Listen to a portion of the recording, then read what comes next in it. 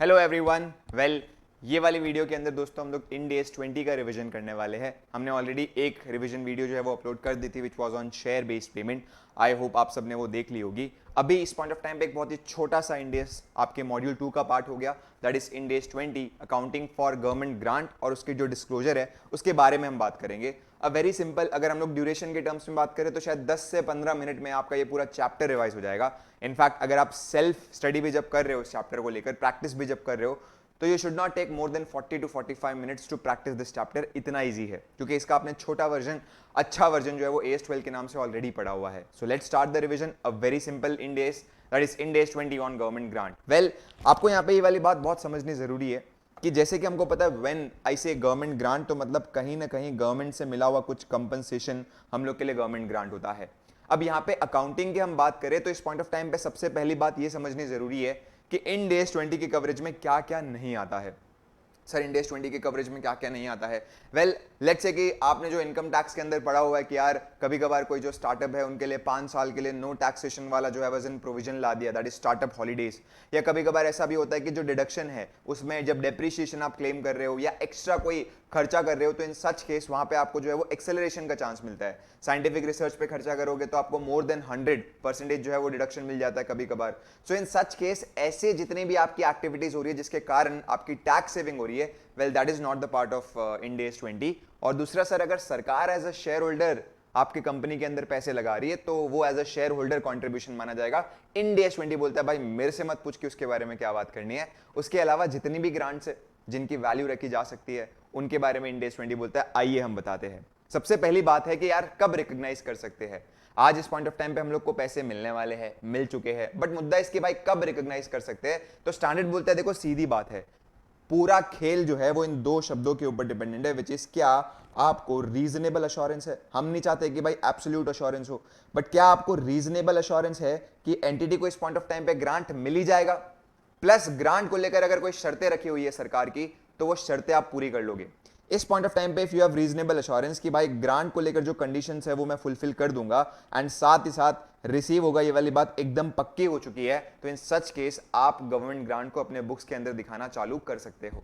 तो यहां पे इस पॉइंट ऑफ टाइम पे एक्चुअल रिसिप्ट कब हो रही है वो मायने नहीं रखता। कभी कभार ऐसा भी होगा कि पैसे आ चुके होंगे फिर भी तुम लोग ग्रांट नहीं दिखा पा रहे बिकॉज कंडीशन मीट होगी कि नहीं होगी इसके ऊपर लेकर आपको रीजनेबल एश्योरेंस नहीं है। और कभी कभार ऐसा होगा कि पैसे बहुत साल बाद आएंगे, एक आध साल बाद आने वाले, तो भी आप अक्रूवल बेसिस पे ग्रांट दिखाना चालू कर दो क्योंकि ये दोनों शर्तें मीट हो रही है। क्या रिसीव होगा ये वाली बात फिक्स हो चुकी है, दे दे एग्रीमेंट लिखा हुआ है, और दूसरा कंडीशन जो मीट होने वाली है वो भी हम लोग पक्का है कि पूरी कर ही देंगे। तो इन सच केस आपको बहुत एकदम ध्यान से रहना है कि ग्रांट की जो रिकॉर्डिंग है वो अक्रूवल बेसिस पे होनी चाहिए, कैश बेसिस पे नहीं होनी चाहिए। मतलब आपकी जो टाइमिंग ऑफ पेमेंट है वो मायने नहीं रखती है, ओवरऑल कितने ग्रांट है उसको जब आप स्प्रेड करोगे तो एक्चुअल अक्रू कितनी हो रही है वो मायने रखती है। मतलब सरकार ने आपसे वादा किस अमाउंट का किया हुआ है वो मायने रखता है। और जो भी पैसा ऊपर नीचे आपका रिसीव हो रहा है as compared to the booking amount, या तो वो आपके लिए एसेट बनेगा या लाइबिलिटी। सर एक बार थोड़ा सा और अच्छे से बताओगे? वेल अभी हम लोग जान लेंगे। सबसे पहली बात तो आपको ये जाननी जरूरी है कि ये जो भी ग्रांट है दो कंडीशन मीट होनी जरूरी है कि you have reasonable confidence, you have reasonable assurance कि आपको ग्रांट मिलेगी, ये निश्चित है, एंड साथ ही साथ जो कंडीशन है, जो शर्त है वो आप पूरी कर लोगे। अब आपको पूछना है कि सर आपको ग्रांट क्या इस पॉइंट ऑफ टाइम पे आपके रेगुलर कोई खर्चे के लिए मिल रही है या कोई असेट को खरीदने के लिए मिल रही है। अगर ग्रांट आपको असेट या तो कोई अक्वायर खरीदने के लिए मिल रही है या फिर इस पॉइंट ऑफ टाइम पे कंस्ट्रक्ट करने के लिए मिल रही है, तो इन सच केस किस तरीके से अकाउंटिंग होगी उसको लेकर आपको दो ऑप्शन देके रखे हैं, option number 1 and option number 2।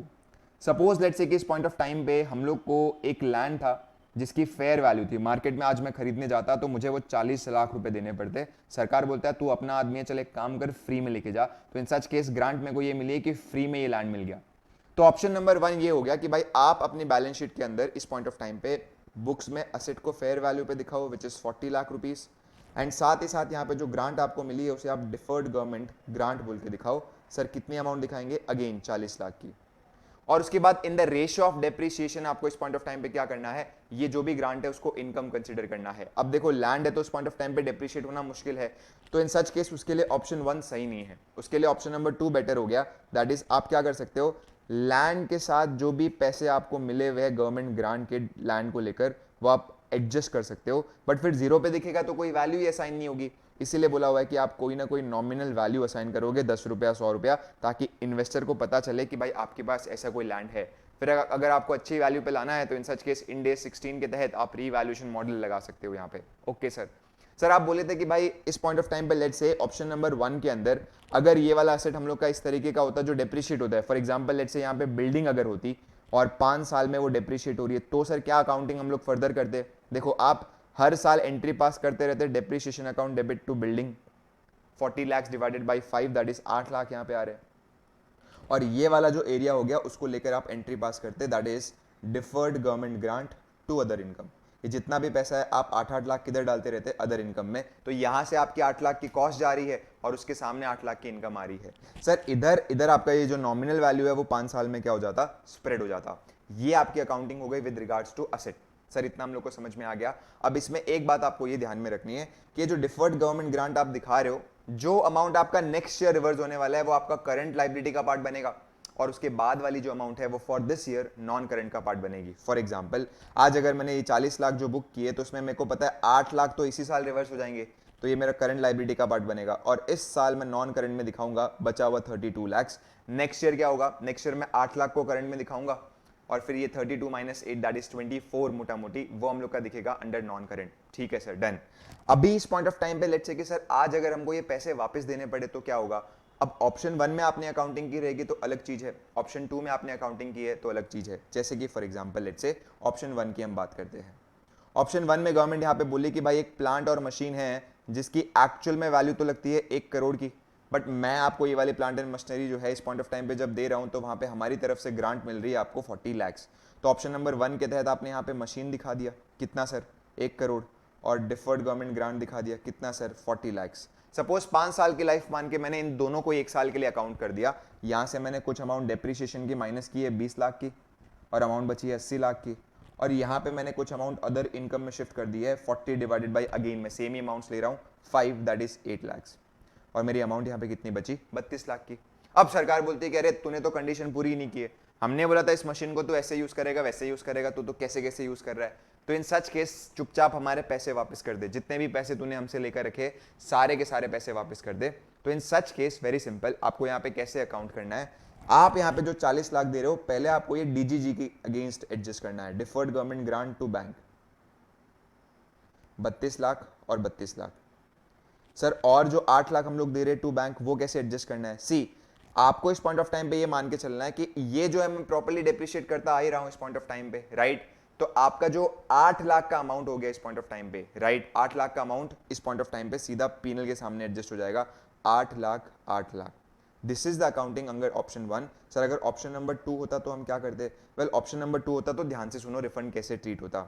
आप यहाँ पे पहले दिखाते हैं मशीन में 1 करोड़ में से 40 लाख यहीं पे एडजस्ट कर देता, और मैं मशीन दिखाता सिर्फ 60 लाख की, और ये 60 लाख को मैं 5 साल में जब डेप्रिशिएट करता तो मेरा अमाउंट आता 12 लाख, और यहाँ पे मेरी अमाउंट बचती अराउंड 48 लाख। अब यहाँ पे इस पॉइंट ऑफ टाइम पे क्या सिनारियो है कि 12 लाख का मैंने डेप्रिसिएशन तो चार्ज कर दिया, सामने वाला बंदा मेरे से पूरे 40 लाख मांग रहा है, तो मैं कैसे दिखाऊंगा? ठीक से ऑब्जर्व करो, यहाँ पे मैं असेट की कॉस्ट बढ़ा सकता हूँ, जो भी पैसे मैं पे कर रहा हूँ to bank that is 40 lakh, उसको लेकर असेट की कॉस्ट हम लोग डेबिट कर सकते हैं, असेट की कॉस्ट हम लोग बढ़ा सकते हैं, लेकिन मुझे कॉस्ट उतनी बढ़ानी है कि आज अगर ये अमाउंट मेरे 1 करोड़ के अंदर साथ साथ चलती 40 लाख की, तो वो डेप्रिशिएट होके कितनी यहाँ पे बचती? जैसे 40 लाख में से सर फिर क्या होता? 8 लाख डेप्रिशिएट हो जाता 40 डिवाइडेड बाई 5, और उसके अनुसार आपकी जो अमाउंट यहाँ पे बचती वो अराउंड बचती 32 लाख। तो आप कॉस्ट के अगेंस्ट तो 32 लाख, मतलब आप इस मशीन की जो वैल्यू है वो 48 प्लस 32 पर लेके जा सकते हो। डिफरेंस अमाउंट आपको पीनल के सामने एडजस्ट करना पड़ेगा। A very very fair presentation कि भाई जो कॉस्ट है वो तो आप मशीन में ऐड कर दो, लेकिन जो डेप्रिसिएशन वाला हिस्सा है जो आज अगर हम लोग माइनस कर चुके होते, पीनल में डाल चुके होते, वो हम लोग को प्रॉफिट एंड लॉस में डाल देना चाहिए। तो यहाँ पे मेरा ओवरऑल असेट अगर देखा जाए तो 80 लाख का दिखेगा। ऑप्शन नंबर 1 में भी 80 लाख का दिख रहा था, यहाँ पे भी 80 लाख का दिख रहा है। ऑप्शन नंबर 1 में भी पीनल में 8 लाख गया था, यहाँ पे भी पीनल में 8 लाख गया है। मेनली किस तरीके से आप क्लासीफाई करते हो उसका मुद्दा है, बाकी काउंटिंग तो बहुत सिंपल है। ठीक है सर, तो मतलब कुल मिलाकर कंक्लूजन इज कि government grant related to asset में 2 ऑप्शन दिए हुए। पहले तो आप असेट की कॉस्ट के साथ माइनस कर दो, और जो रिमेनिंग कॉस्ट बची हुई है जो आपको एक्चुअल में लगी हुई है वो अमाउंट को आप क्या करोगे? एज एन डेप्रिशिएट करोगे ओवर द ईयर। उस केस में अगर पैसा रिफंड आ रहा है तो जो भी रिफंड का पैसा है वो वापस से आप असेट की कॉस्ट में डाल सकते हो, लेकिन वही अमाउंट आपको डालनी है जो आज हमारी बचती अगर मैं डे 1 से इसको कंसिडर करके रखता और डिप्रिशिएट करता रहता। ये ऑप्शन नंबर 1 को लेकर हो गया। ऑप्शन नंबर 2, सर आप असेट दिखा दो और उसके सामने डिफर्ड गवर्नमेंट ग्रांट दिखा दो। एक जगह पे असेट पूरे मैंने फेयर वैल्यू पे दिखाया और डीजीजी डिफर्ड गवर्नमेंट ग्रांट मैंने क्या किया, जो अमाउंट मेरे को मिली है उस पर दिखाया। आपका असेट डिप्रिशिएट होता रहेगा, deferred government grant other income बनता रहेगा, लेकिन जब रिवर्स करने की बात आएगी तो first you have to adjust the amount with the deferred government grant वाला बैलेंस, और उसके ऊपर का जो भी पैसा है वो आप किसके सामने एडजस्ट करोगे, प्रॉफिट एंड लॉस अकाउंट के सामने। ये हमारी अकाउंटिंग हो गई गवर्नमेंट ग्रांट अगर किससे रिलेटेड है, असेट से रिलेटेड है। दूसरा इस पॉइंट ऑफ टाइम पे आ जाता है कि सर अगर government grant is related to expense, मतलब कोई रेगुलर आपकी day to day operating activity से रिलेटेड है, तो कैसे बुक करेंगे? Very simple. Suppose let's say कि सरकार आपको बोलता है कि सर हम आपको इस पॉइंट ऑफ टाइम पे क्या कर रहे हैं, 30 लाख की ग्रांट दे रहे हैं, 30 लाख की ग्रांट दे रहे हैं, उसमें आपको 3 साल कुछ हमारे लिए खर्चे करने पड़ेंगे विद रिगार्ड्स टू एम्प्लॉयमेंट। मैंने बोला ठीक है, तो आपको आज जो ये 30 लाख मिले, आपने डे 1 पे तो क्या दिखा दिया, bank account debit to deferred government grant, मतलब इस पॉइंट ऑफ टाइम पे मैंने ऐसे डी जी जी करके लाइबिलिटी स्टार्ट कर दी 30 लाख की। सर क्यों लाइबिलिटी स्टार्ट की? ये तो आपकी इनकम है ना। देखो अगर कोई कंडीशन अटैच नहीं होती तो ये मेरी इनकम होती, हाथों हाथ में पीनल में डाल देता, but there is condition attach कि 3 साल आपको इसके लिए काम करना पड़ेगा। अब मैं यहाँ पे 30 लाख का जो खर्चा है उसमें मेरे को फर्स्ट प्रायोरिटी ये देनी है कि जो भी अमाउंट ऑफ एक्सपेंडिचर मैं इन 3 सालों में एस्टिमेटेड इनकर करने वाला हूँ उस रेशियो में बांट दूँ। फॉर एग्जाम्पल लेट्स से यहाँ पे अपने मान के चल रहे हैं कि भाई फर्स्ट ईयर में आप खर्चा करोगे 3, that is 30,000 rupees, second year में 20,000 और थर्ड ईयर में 10,000, तो टोटल आपका 60,000 होगा, जिसमें 30,000 वाली अमाउंट जो है वो गवर्नमेंट आपको दे रहा है और 30,000 आपको अपनी जेब से करना है। तो ये 30,000 की अमाउंट जो है वो हम लोग की इनकम बन जाएगी इन द रेशियो ऑफ 3:1। मतलब इसी अमाउंट से आप खर्चा कर रहे हो ना, तो ज्यादा इनकम कब बनना चाहिए, जब सबसे ज्यादा खर्चा हो रहा है, और सबसे कम इनकम कब बनना चाहिए, जब सबसे कम खर्चा हो रहा है। तो आप कैसे बांटोगे, 30,000 divided by 6 into 3, 30,000 divided by 6 into 3, ये तीनों का टोटल हो गया 6 इंटू 3, राइट। यहाँ पे आ रहा है इस पॉइंट ऑफ टाइम पे 15,000 आ रहा है, देन यहाँ पे इस पॉइंट ऑफ टाइम पे आ रहा है 10,000 और यहाँ पे आएगा आपका 5,000। इस तरीके से आपकी बुकिंग होगी। आपको एंट्री पास कर देनी है, दैट इज जो भी आपका डिफर्ड गवर्नमेंट ग्रांट का अकाउंट है वो डेबिट हो जाएगा बाय ₹15,000। अब टू आप क्या कर सकते हो, या तो इस अमाउंट को अदर इनकम दिखा सकते हो, टू अदर इनकम, या उसके रिलेटेड एक्सपेंस के साथ आप क्या कर सकते हो, एडजस्ट कर सकते हो। जैसे या तो मैं ऐसे दिखा दूं अदर इनकम 15,000 और एक्सपेंस 30,000, या ऑप्शन नंबर 2 हो गया कि मैं एक्सपेंस जो नेट अमाउंट है उसकी दिखाऊं which is 15,000, as simple as that. Sir इसमें अगर रिफंड करना पड़ा तो रिफंड अगर इसमें करना पड़ा तो आपको पहले पैसे डीजीजी के अगेंस्ट रिफंड करने हैं, कुछ डिफर्ड गवर्नमेंट ग्रांट बचा ही नहीं है, तो आपको पैसा किधर डेबिट करना रहेगा, प्रॉफिट एंड लॉस अकाउंट में। ये रिफंड की बात भी हो गई, बुकिंग की बात भी हो गई। अभी इस पॉइंट ऑफ टाइम पे एक बात खाली ध्यान में रखना कि आपको गवर्नमेंट ग्रांट कितना अप्रूव हो रहा है उसके हिसाब से बुक होगा, रिसिप्ट की टाइमिंग मायने नहीं रखती है। ये कुछ क्वेश्चंस में आपको ऑब्जर्व होगा, वो आपको थोड़ा सा ध्यान में रखना है। ओके सर, लास्ट में एक नया कॉन्सेप्ट इसके अंदर आ गया कॉल्ड एज फॉरगिवेबल लोन। मतलब गवर्नमेंट ने क्या कर दिया, आपका इस पॉइंट ऑफ टाइम पे लोन जो है वो बहुत सस्ता कर दिया, रेट ऑफ इंटरेस्ट बहुत सस्ता कर दिया। फॉर एग्जांपल एकदम सिंपल हम लोग यहाँ पे ले रहे, दैट इज लेट्स से इस पॉइंट ऑफ टाइम पे हम लोग ने लोन लेके रखा हुआ है गवर्नमेंट से 1 लाख का। आज मार्केट में मैं ये लोन लेने जाता तो मुझे 12% का रेट ऑफ इंटरेस्ट मिलता, राइट। मार्केट में ये लोन लेने जाता तो मुझे 12% का रेट ऑफ इंटरेस्ट मिलता, लेकिन इस पॉइंट ऑफ टाइम पे क्योंकि मैं मार्केट से लोन ना लेकर सरकार से लोन ले रहा हूं, तो सरकार मुझे बोलती है कि सर आप एक काम करना, सिर्फ 2% का ब्याज पे करो। Now there is a saving in interest of 10%, कैलसी सेविंग इन इंटरेस्ट ऑफ 10%। हमारा ब्याज बच रहा है 10%, ये 10% का जो ब्याज है वो हम लोग के लिए क्या हो गया, गवर्नमेंट ग्रांट हो गया। अब इस पॉइंट ऑफ टाइम पे माना जा रहा है कि 1 लाख जो आपको रिसीव हो रहे हैं वो 1 लाख ग्रांट के रिसीव नहीं हो रहे, 1 लाख आपके लोन मिल रहे हैं जिसमें कुछ हिस्सा ग्रांट का है और कुछ हिस्सा सच्ची में लोन का है। सर कितना हिस्सा ग्रांट का है, it's very simple. Let's say हम लोग मान के चलते हैं कि जो लोन का टेन्योर है वो 2 साल का है, 2 साल में फिर से हम लोग को चुकता करना है। ऐसे क्वेश्चन बहुत सारे हम लोग ने ऑलरेडी फाइनेंशियल इंस्ट्रूमेंट में सॉल्व किए रहेंगे। अब एक बार भाई तुम लोग भी कैलसी ले लो, मैं भी अपने मोबाइल में कैलसी ले लेता हूं ताकि थोड़ा सा डिस्काउंटिंग अपने यहाँ पे प्रॉपर कर सके। वेल लेट्स से इस पॉइंट ऑफ टाइम पे अगर हम बात करें तो हमारी सेविंग हो रही है 10%, ईयर 1 में भी 10% हो रही है और ईयर 2 में भी 10% हो रही है। मतलब पहले साल मेरा जो ब्याज बच रहा है सर 1 लाख के ऊपर 10%, 10,000 का ब्याज बच रहा है, और दूसरे साल भी कितने हज़ार का ब्याज बच रहा है, 10,000 का। इसको अगर मैं डिस्काउंट करूं मार्केट रेट ऑफ इंटरेस्ट पे, लाइक फॉर एग्जांपल मैं यहां पे करूं 10,000 divided by 1.12 equals to that is 8928 and against equal to that is 7971। तो मेरी जो टोटल अमाउंट आ रही है right that is 8928 plus 8928 plus 8928 plus 7971,